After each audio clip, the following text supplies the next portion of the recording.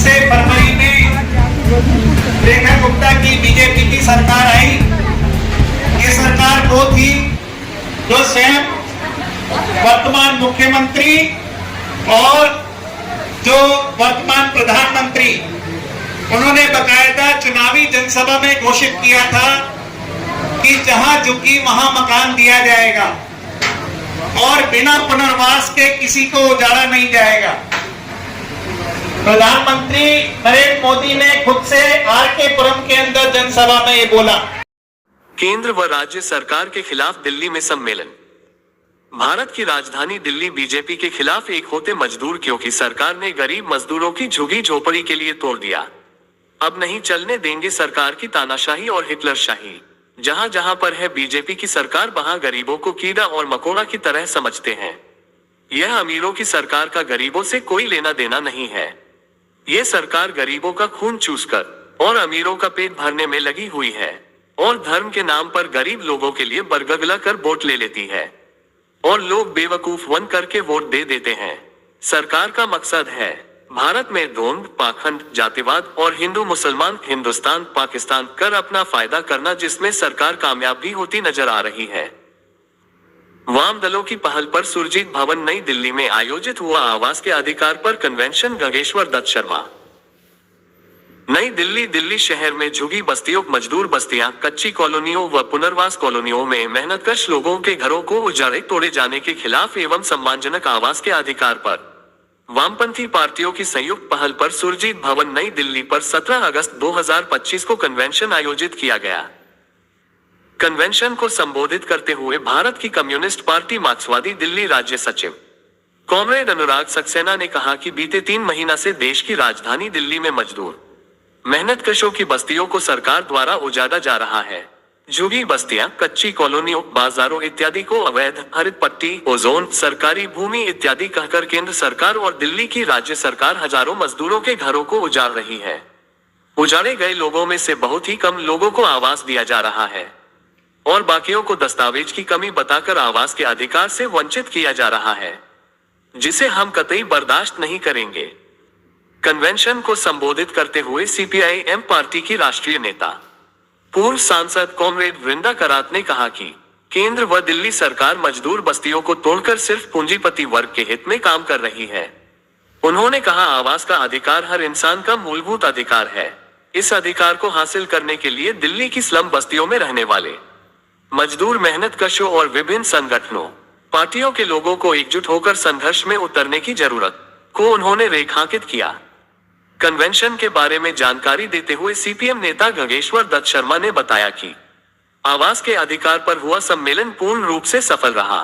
सम्मेलन में दिल्ली के विभिन्न मजदूर बस्तियों, कॉलोनी के नागरिकों, वामपंथी पार्टियों के कार्यकर्ताओं, विभिन्न जन संगठनों के कार्यकर्ताओं ने बढ़ चढ़कर हिस्सा लिया। सम्मेलन में कई लोगों ने सवाल उठाया कि हमारे घरों को उजाड़ने से पहले हमें आवास दिए जाने चाहिए थे, लेकिन ऐसा नहीं हुआ। उन्होंने सवाल करते हुए कहा, अगर हमारा घर अवैध है तो हमारे वोट से बनी सरकार वैध कैसे हो सकती है? मजदूरों के घरों को अवैध कहकर उजाड़ना बंद करो। उजाड़े गए मजदूरों का सभी मूलभूत सुविधाओं समेत बिना शर्त पुनर्वास करो। विकास के नाम पर मजदूरों के घरों का विनाश करना बंद करो आदि गगन भेदी नारों के साथ सम्मेलन का समापन हुआ। सम्मेलन को वामपंथी पार्टियों, विभिन्न जन संगठनों के नेताओं और मजदूर बस्तियों, कॉलोनी के प्रतिनिधियों ने संबोधित किया। दिल्ली से सुरेश चंद्र की रिपोर्ट। इस सभा का आयोजन किया गया है।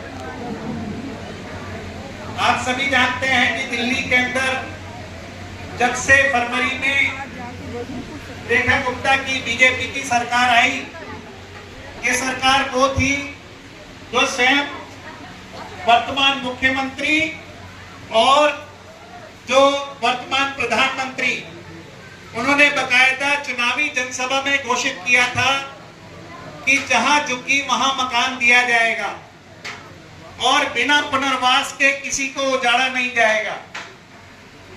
प्रधानमंत्री नरेंद्र मोदी ने खुद से आरके पुरम के अंदर जनसभा में ये बोला। उसके बाद हमने देखा कि अप्रैल महीने से कोर्ट के अलग अलग केसेस का सहारा लेते हुए दिल्ली के विभिन्न झुग्गी बस्तियां कच्ची कॉलोनियों के ऊपर बुलडोजर चलाया गया। विस्तार से हमारे वक्ता अलग अलग पार्टी के रखेंगे। अप्रैल महीने में दिल्ली के वाम दलों ने ये आवास अधिकार जन आंदोलन का निर्माण किया, जिसके अंदर भारतीय कम्युनिस्ट पार्टी,